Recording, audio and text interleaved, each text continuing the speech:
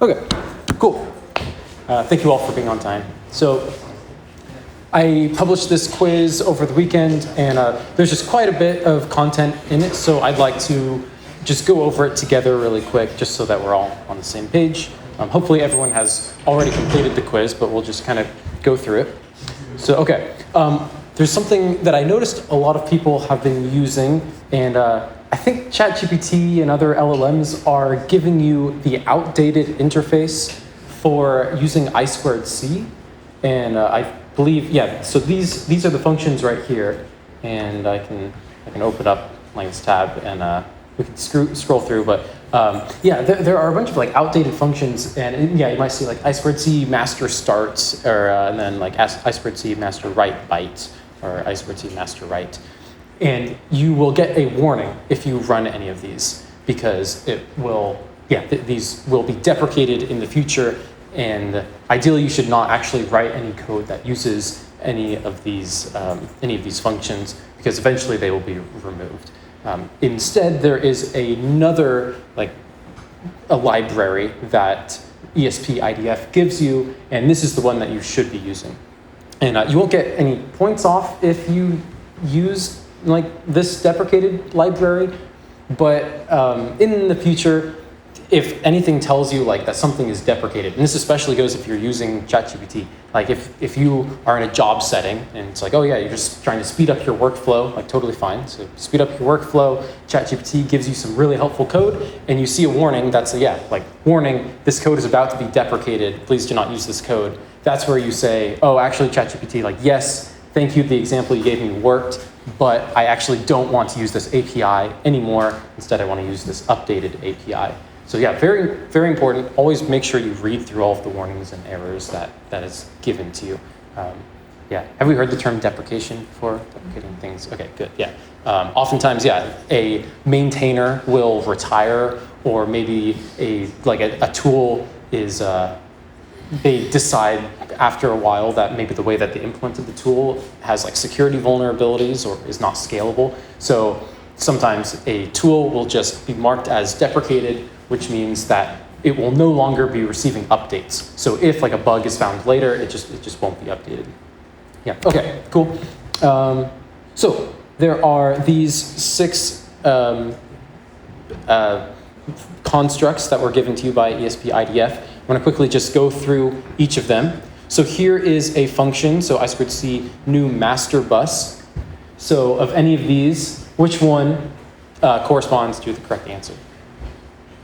What does this do? Yeah. Initialize.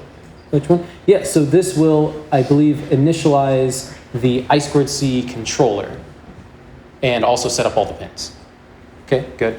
You can think of it, right, as like it's setting up the bus, and the bus is it's the pins that you are driving, but it's also the like internal hardware that is managing the connection. Like we need to have some way that routes the hardware module. Like it could have been a hardware module that you implement in like Verilog or something. Like maybe if you were the one designing the ESP microcontroller, like you implement this I²C controller in Verilog, and then at runtime you initialize it and then pass in the GPIO pins. Okay. Good. Now I²C master bus add device. What is this one?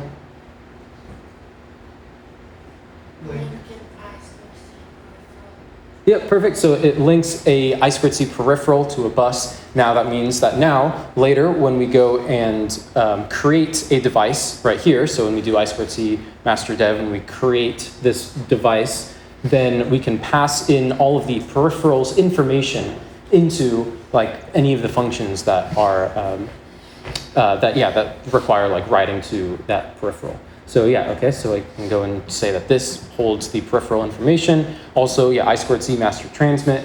So the idea is that you transmit data out to the peripheral. So this will be a write out to the peripheral that you've already like pre-initialized. Okay, good. And then for master receive, this is where first you do you send out a command over the I²C bus, and that command will be a read command, so that after the first byte is properly sent out, then the next byte will be sent by the peripheral instead. So then the master will receive from the peripheral read data. So this would be a read.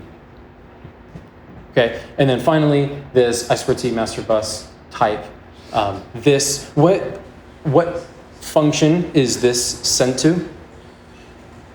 Do we need to send the bus information when we like transmit out over a bus?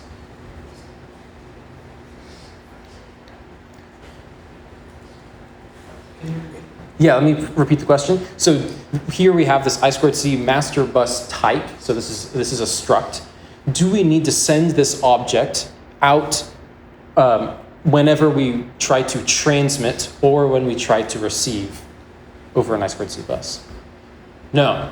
It's kind of interesting, right? We don't need to, because when we transmit or we receive, instead the API that they have chosen is instead we are just transmitting or receiving to a peripheral, and the bus is like abstracted away because we initialize the bus at the beginning, like we link the device to the bus in the beginning. Yeah, cool, okay. So we would say that this is a struct that just holds the bus information, such as, the pins or the pull-up resistors. Cool, okay. Any questions on this? I think there's only a couple more instances of using I2C in this class, so this is your kind of last time to ask questions about this. Okay, good. So UART, so I mentioned UART briefly. We spent maybe 20 minutes in lecture a bit ago talking about UART. Can someone just briefly explain UART to me? Just give me a 2-sentence explanation of what UART is, or maybe how it's just different from I2C. UART. What is UART? UART is probably even more common than I2C. So of all the communication interfaces to know, UART is a really good one to know. Imagine it's like a job interview question. It's like, oh, could you explain UART to me? Yeah. I know it's a common peripheral that's used in most computers and phones. Sure. Okay. Yeah. Very true. In fact, it's been basically in every single bit of hardware for the past 50 years. So that's a great reason to use UART if you need just crazy backwards compatibility. Yeah. You go. I think the difference is it doesn't use clock and don't have one peripheral. Yeah, exactly. So the thing with UART is that it is just a single wire. It just is transmitted out of some host device and is sent directly into some peripheral device. It's just one single connection. So there's not going to be another peripheral device sniffing that line. It's just one single connection. And there's no clock pulse, so therefore the host and the peripheral must agree ahead of time on the data rate, on the baud rate. So if one of them was expecting a different baud rate, then you would not have proper data transfer. Instead, it would be corrupt data. So they must agree on the same rate. Yeah, good. Microcontrollers, so they often use UART when they print messages to a PC's terminal. This is true.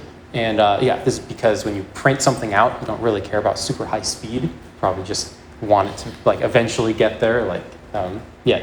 Cool. So here are the common baud rates. So this is the number of bits per second here. So UART, does not use a clock line. UART has no clock pin. This is correct. Computers typically come preloaded with drivers that interpret USB-connected UART controllers as serial ports. This is kind of a long sentence, but this is true. So, okay, just wondering, does anyone happen to have a computer that has a serial port on it still? Okay. Oh, maybe? Okay. So most likely, none of your laptops have serial. I would be extremely surprised if your laptops have serial. I know, when I was growing up at home, 20 years ago, I think my computer had a serial port on it. Serial really hasn't been used for a long time. But all computers are generally, or all operating systems are generally backwards compatible. So you can just plug in a USB device that has maybe a serial controller on it, and your computer will now assume it'll interpret that USB device as serial. If, for example, the ESP32, you can actually, when you plug it in, it advertises that it has a serial port on it. So therefore your computer can, send over data as if it was an actual physical serial port. Kind of interesting. Okay, and then UART uses RX and TX. This is probably the most important thing that you should memorize about UART. So if you ever see on like a data sheet, maybe your boss is like, quick, I need you to get this peripheral working, and it uses RX and TX. Your immediate thought should be like, oh, okay, UART. I should go and refresh on UART. I should refresh on what UART does. Because like RX and TX are the universal name for UART. And I2C is completely different from UART. Okay, good. Oh, yeah, question. One really quick question about UART. Yeah. So because it doesn't have like a dedicated clock signal to Yep. synchronize, I was doing like a little bit of research and I found that it's kind of, I guess like the idea is that having a shared clock signal gets kind of expensive. So what does that kind of mean in the grand scheme of things? Because I2C does have a shared clock too. So the reason I2C has a clock is so that it can run faster than UART. Also, clock stretching is like a very useful technique. Like UART can't do that. If UART is not ready to receive an incoming signal, then the signal is just going to be lost. But with I2C, if the peripheral is not yet ready to receive the incoming signal, it can just hold the clock low, and so it can just wait until the data is ready. Yeah. I2C can run a lot faster because it has the clock signal. So yeah, it can be synchronized. Yeah. Yeah, good question. Does that kind of answer it? Kind of. I was wondering if like you could explain like why it's more expensive to have a clock versus not have a clock. Yeah, sure. So it's like monetarily more expensive. Like it's more copper. It's like, and you can also think of like kind of similar to like Bluetooth, like radio waves in the air. Like you can't have like one like space dedicated to the data and then another space dedicated to the clock. It's all just like one contiguous like set of space. So it's similar to that where it's like if you just want one single wire, like if you don't have enough money to like add, maybe it adds like 5 cents to add like another wire onto your peripheral, but maybe you're making like 1 billion of these devices. So it's like whatever, that's a lot of money. Yeah, cool. Great. Okay, SPI. So this is another kind of important peripheral that you should just have a basic kind of understanding about. SPI, one of the cool, okay, so let's go through. So SPI communicates over these 4 wires. This is true. So anytime that you see these 4 wires, you should just immediately think, oh, SPI, I should review that so that I can figure out how to use this device. Okay, so is this true? Like UART, SPI has no clock wires, so SPI requires the host and the peripheral to agree on the frequency ahead of time. Is this true? Okay. This is not true, obviously, because we can see that I told you it has a clock wire right here. Okay.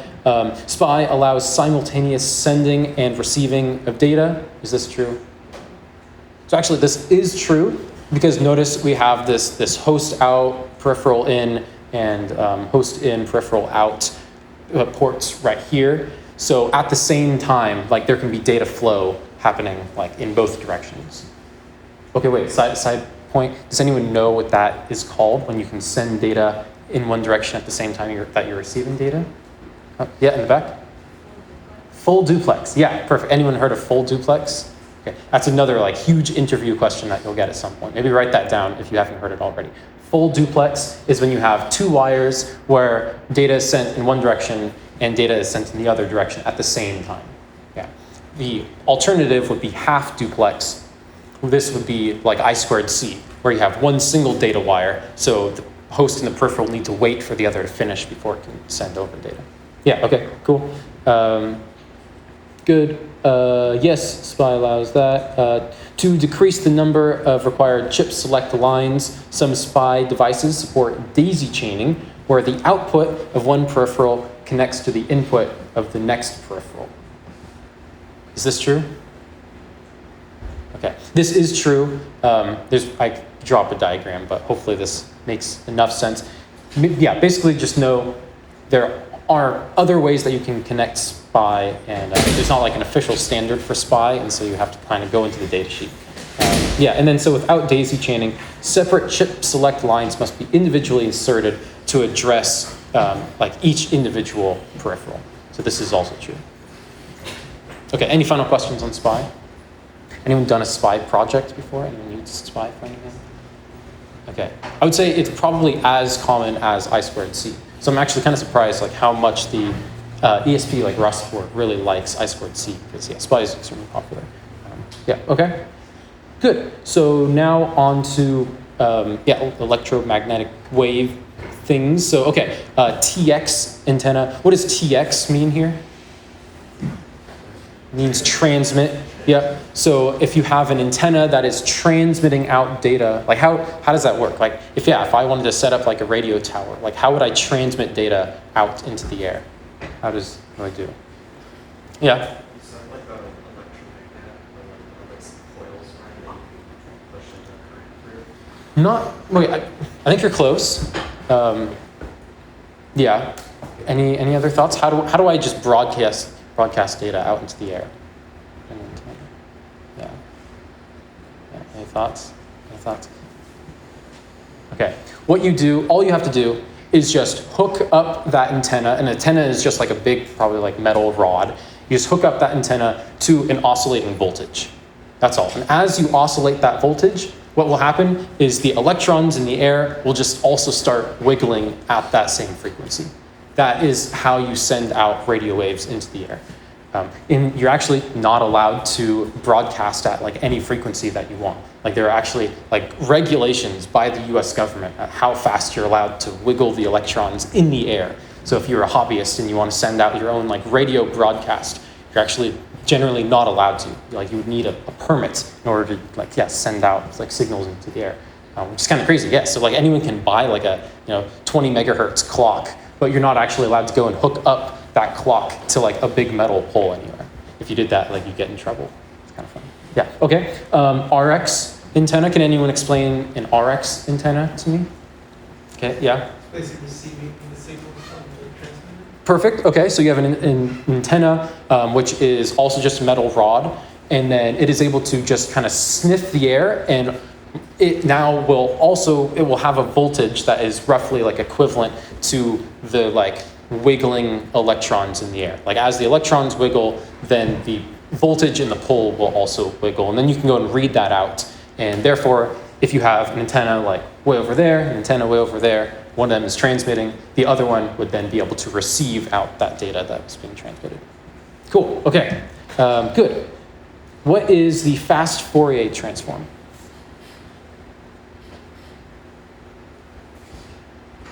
Okay, yeah? It's converting from Perfect, yeah, so fast Fourier transform takes in that like wiggling signal that you get from the from the receive antenna, and it will decompose that incoming signal, which is just like a regular kind of voltage that's just oscillating. It will take in that signal and it will decompose it into its frequency portions. So now you'll have like spikes at certain frequencies. It's like, oh, hey, like someone over there is wiggling their antenna at 5 megahertz. It's like, oh, but someone over there is wiggling at like 30 megahertz or something. And you can deduce out like at what frequencies like random antennas are sending out data. Yeah, that is what the fast Fourier transform does, is it decomposes signals into the spikes that tells you like at what frequency different antennas are sending out. Okay, amplitude modulation. So I'll just tell you, so this is when you can encode or decode a signal, maybe like a digital signal or maybe like a message.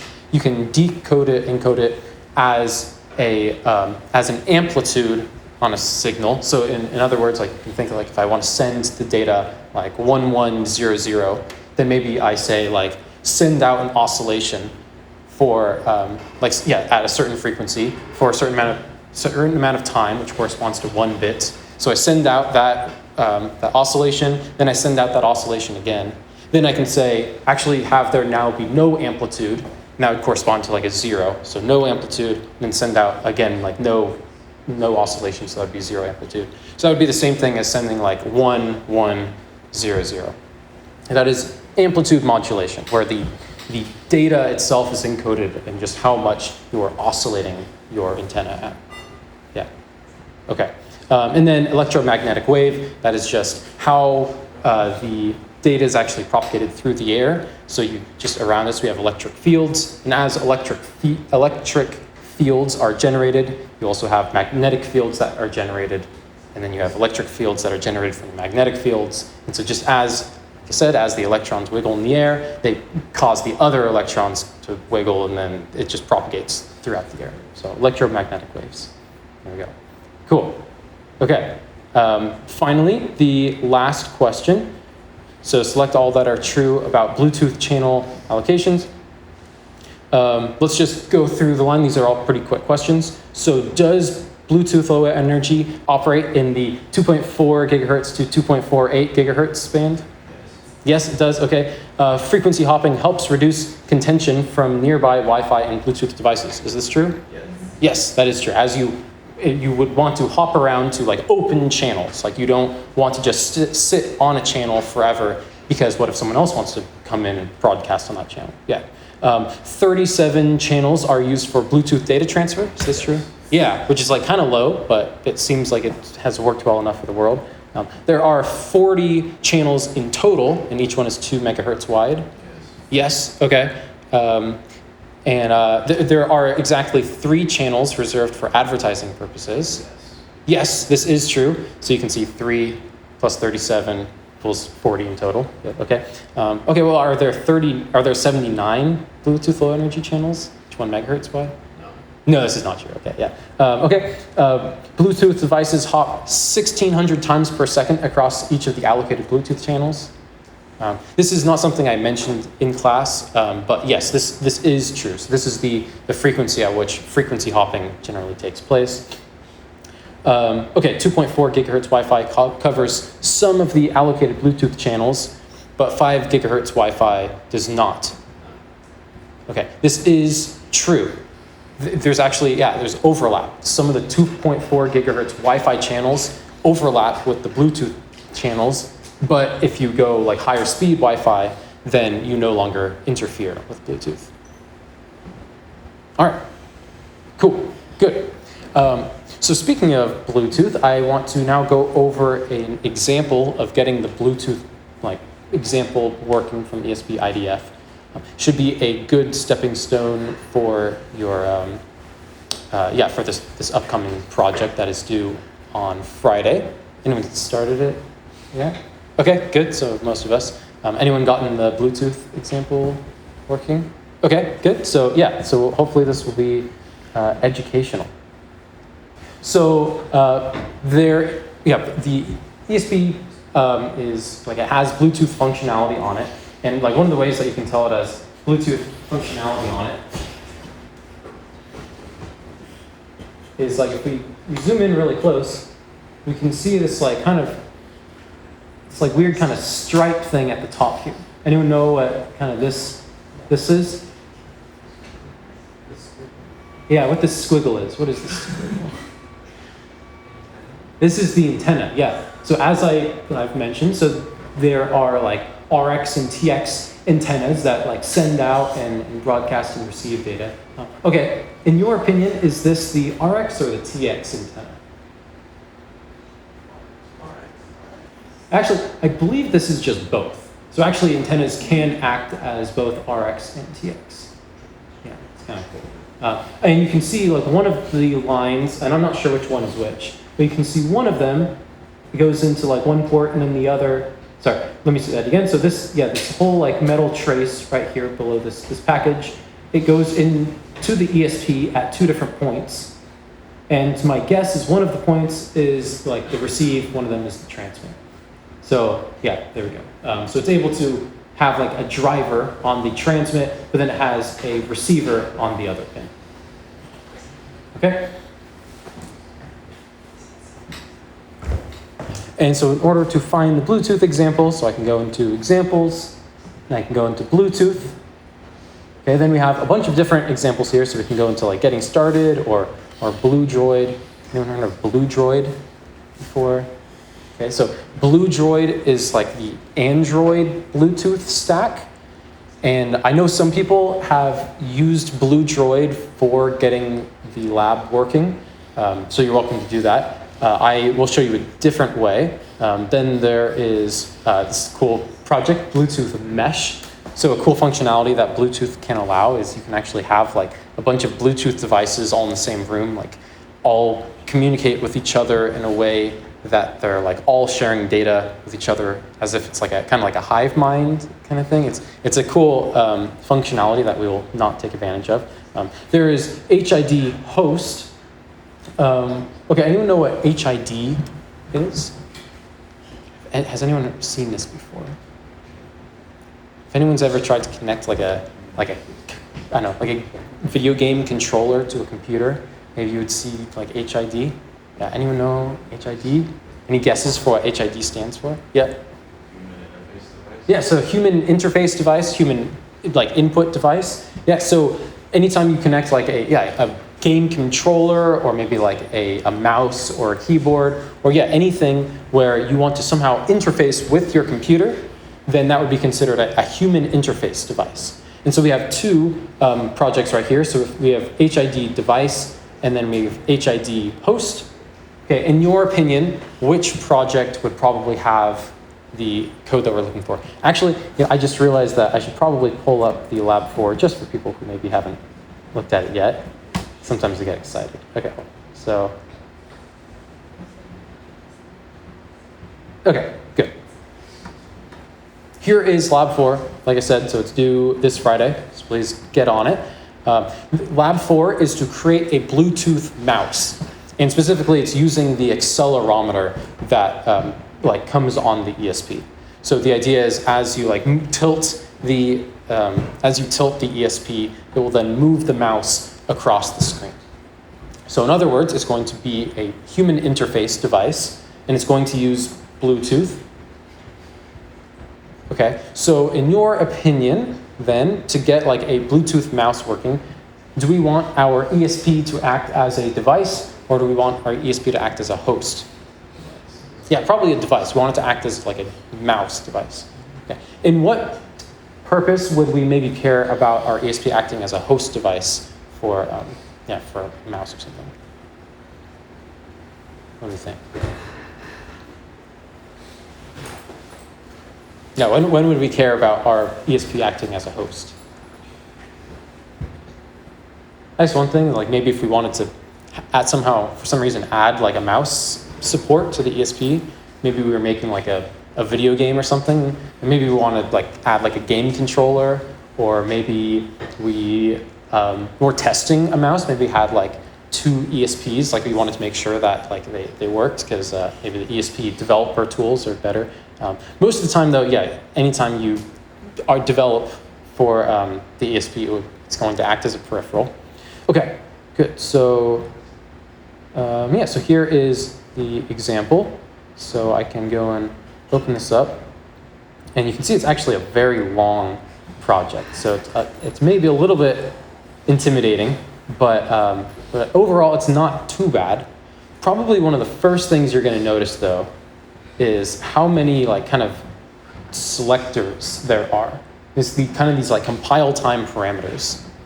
Okay, have we seen these before? I think other projects include them, but not quite to this extent. So what is the purpose of these like compile time like parameters here? Like why do we have them? In like Python, you might have like parameters kind of like this, but it's just like, oh, like if this parameter is set, like if nimble enabled, then like execute this code, otherwise execute this code. How is that different from what we're doing here? Okay, yeah.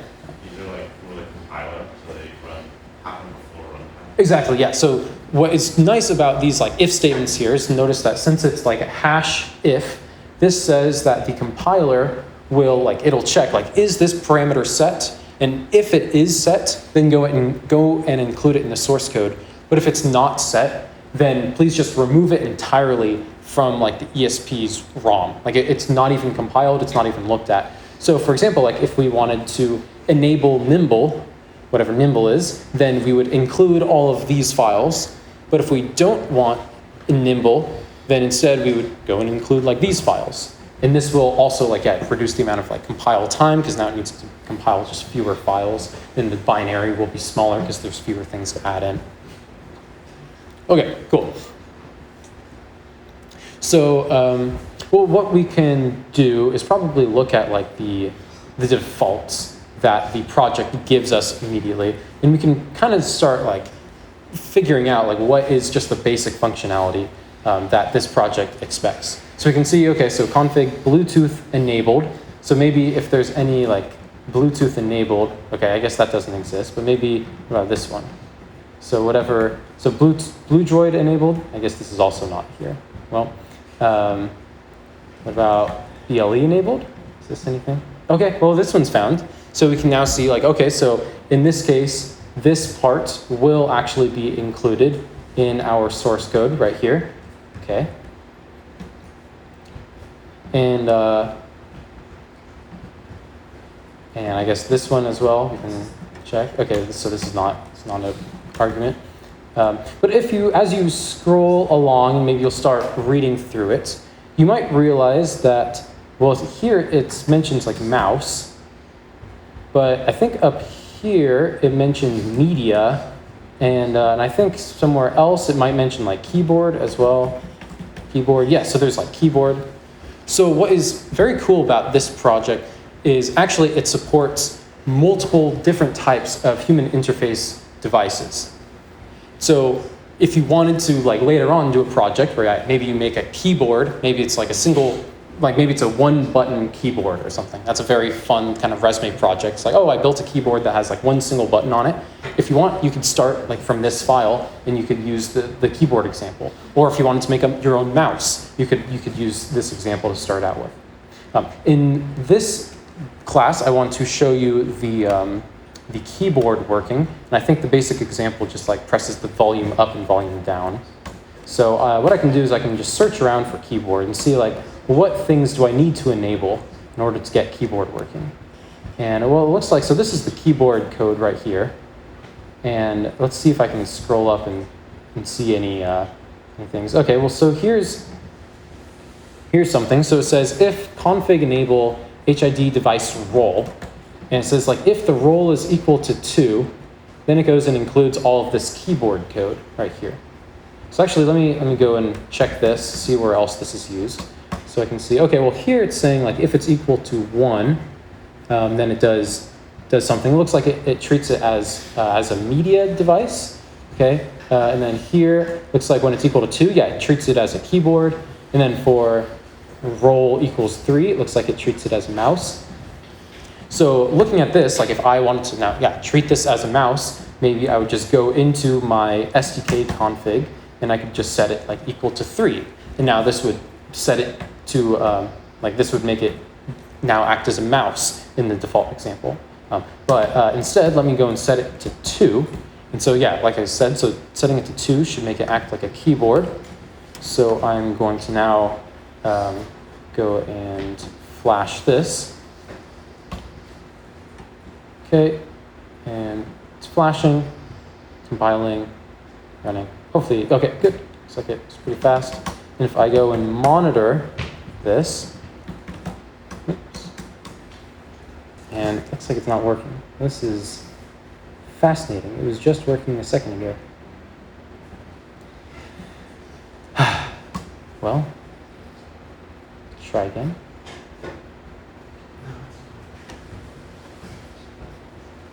Oh, wait. Set it twice? Oh no, wait, this is terrible. Okay, I don't know how to debug this because it was just working like perfectly a second ago. Maybe it's still working though. Okay, so in theory, I have created this device. Okay, well, so it's not letting me monitor, but for some reason, I still can see that it is advertising this. No one connect to this. So I'm going to now, I'll click on this. And what we would have seen if I was monitoring is it would have printed out this code for me. And it would, it would be like, oh, like if this code matches the thing that you're trying to connect to, then yeah, please go and connect. So yeah, and this is the only bit of like Bluetooth security that's actually built into the protocol itself, which is like kind of funny. Every other bits of security is all added like after the fact by whatever developers of the mouse or whatever device. Okay, so I'll go and connect to this. There's error. Okay, well maybe you can do this one. Nope, it's not working. I guess that makes sense because it's not working. Well, okay. Guess you'll have to just kind of believe me. Well, let's pretend like it connected perfectly. And if it had connected perfectly like it did like right before this class, then well, what we would have seen is it would like do a volume down, and then it would do a volume up, and a volume down. It would like do this like every like second. Yeah, and hopefully this just works for you. And I'm sure it would work if I just debugged it for another 5 minutes, but yeah, okay, so cool. So now I know what you're wondering. You're thinking like, oh, okay, well, great. So how does this big project work? So, okay, man, you got the example working, but like, yeah, how does it actually work? Like, how can I modify this? So let's go and check out app main. Okay, so here's app main. You can see once again that there's a lot of different like configuration, like compile time parameters here, which honestly makes the code a little bit confusing. But the first thing that happens is here we run this function. Okay, any guess for what this function does?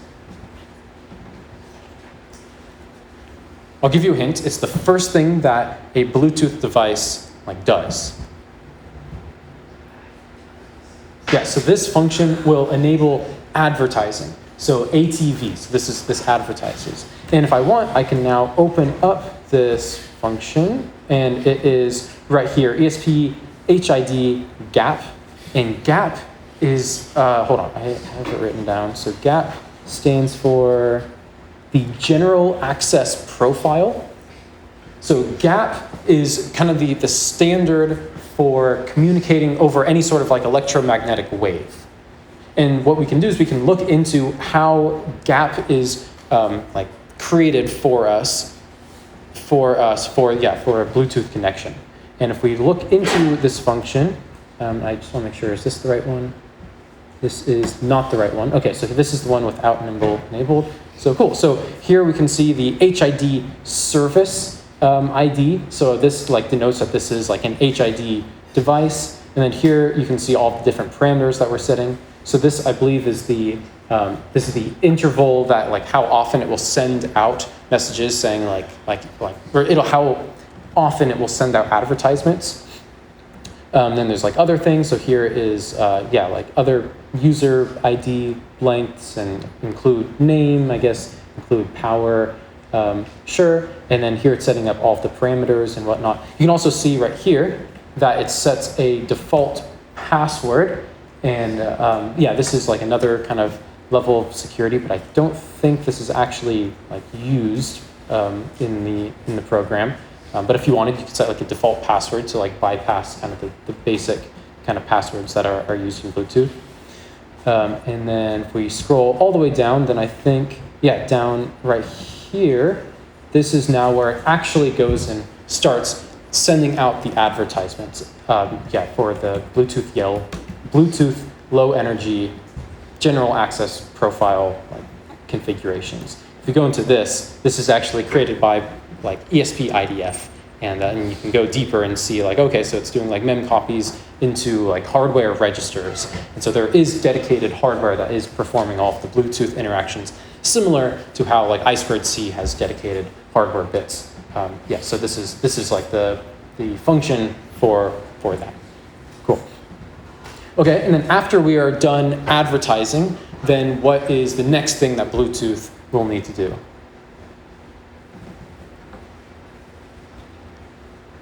Okay, so after we advertise, then we go and connect, but that's still within like the advertising kind of stage. Then after that, then there needs to be some sort of like communication between the two. So what will happen is, I believe there is a function that just kind of is waiting for data to be sent by the ESP IDF, by the ESP32. And I think it may be, right, here we go. So ESP, HID, dev, and init. So this is kind of the most important function in maybe this entire program. So this right here, okay, in this I will say, so this is provided by the ESP IDF. So ESP IDF has this ESP, HID, dev, and init. Do you notice anything kind of unique about this function that is like maybe a bit confusing, considering like everything that we've been talking about for the past 2 lectures? So ESP, HID, dev, and init. So you may be confused because it doesn't mention Bluetooth anywhere. It just says like HID, dev, and init. So this is a human interface device, but it can actually be used in like any form of communication that we'd like.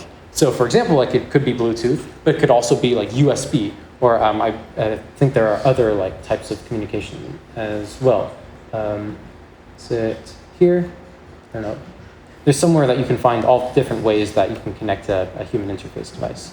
But okay, cool. So this is how the human interface device is now connected. And you can see that it needed to pass in this Bluetooth like configuration, and that is how it knows that it is Bluetooth. And then it goes and connects everything. Here is now the Bluetooth event callback. So this is the function that is like continuously run anytime that it wants to get data from the Bluetooth. So we can find where this function is. Let's go on it. Okay, so right here. So here is the HID callback. And if we look inside of this, then this should have everything related to, actually sending out the volume data. So if we look, so cool. So it's saying like, connected and disconnected. Somewhere in this, it's hold on. Event, where is it? Okay, let me know if you see anything that looks like volume. Or not, I guess it wouldn't be volume, it would just be like a generic thing. Let's see.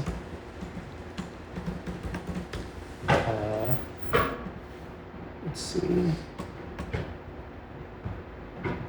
Where's send key?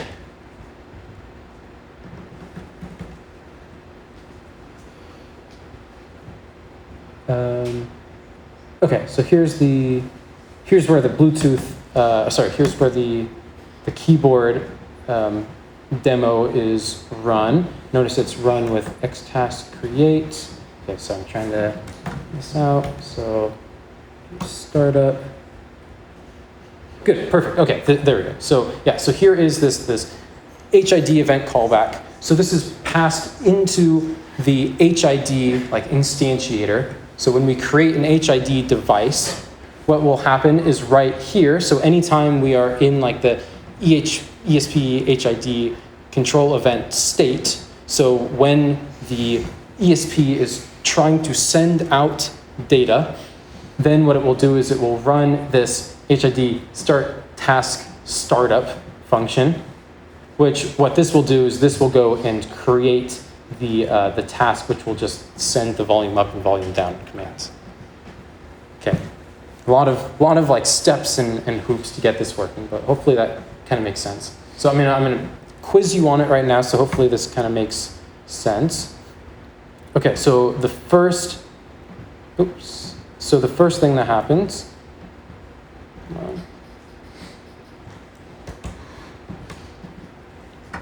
is we run app main. Okay, and then after app main, then what is the next thing that happens? What is the first thing that the ESP must do? Yeah, must advertise, perfect. And in order to advertise, it looks like it runs this HID BLE gap advertise init. So I'll say advertise, okay? And this function right here comes from actually this other file that's provided by the project. So what I will do is, yeah, sure. Okay, so it's provided by this file right here. Copy relative path.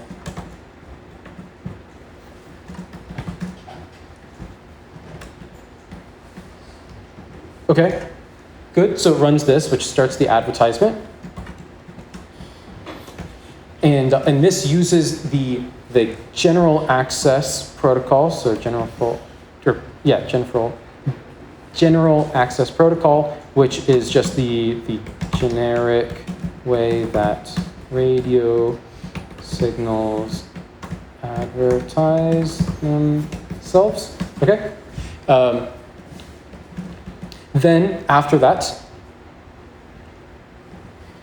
this program will then run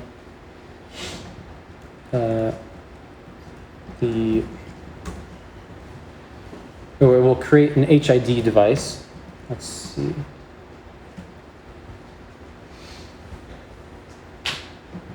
Was it just there? Yeah, okay, great. So then next it will create an HID device.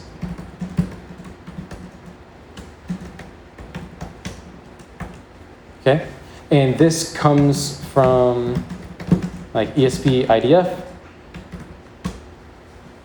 And also note, so this will work with any sort of peripheral like communication interface that we want. So it works with Bluetooth, low energy, USB, and more.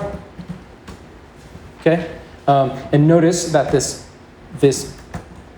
human interface device, when we create this object, it needs to have a callback function that will explain what this device does. So has a callback function, explains what the device does, and that function in this case is this Bluetooth low energy HID event callback.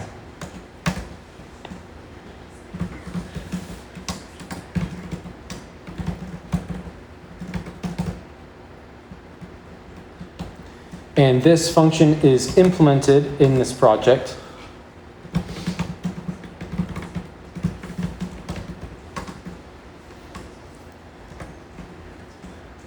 Okay.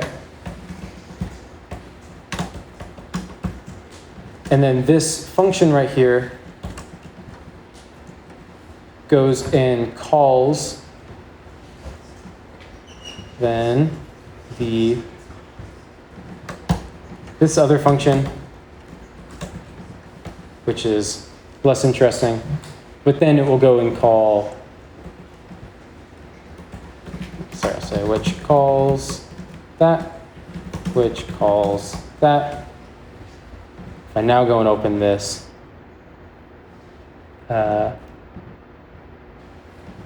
which sends, yeah, keyboard buttons.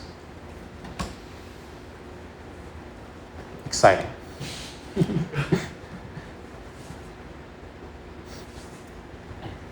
That is basically what you need to do for this project, except instead of like sending keyboard buttons, instead you just go and send probably mouse directions instead. And also you'll need to use I2C to figure out the like orientation using the accelerometer, which honestly there's a lot of like example code online. So I think usually people are pretty quick to figuring out the accelerometer. Any other questions on this? So, yeah, kind of a dry sort of lecture, but I think that it's like really helpful to have someone just walk through the code with you to make this massive 1,000-line like starter code not seem as like scary as it does when you first look at it. So, okay, so this is your last chance to ask questions today on this. Any like other questions about Bluetooth or anything on this project? Okay. Thoughts? Yeah. There was like two different kinds of Bluetooth. It was like the 5-port and configurations. You know which one was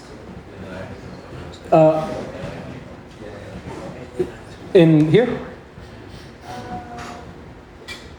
Oh, you mean in Piazza when someone posted links to examples?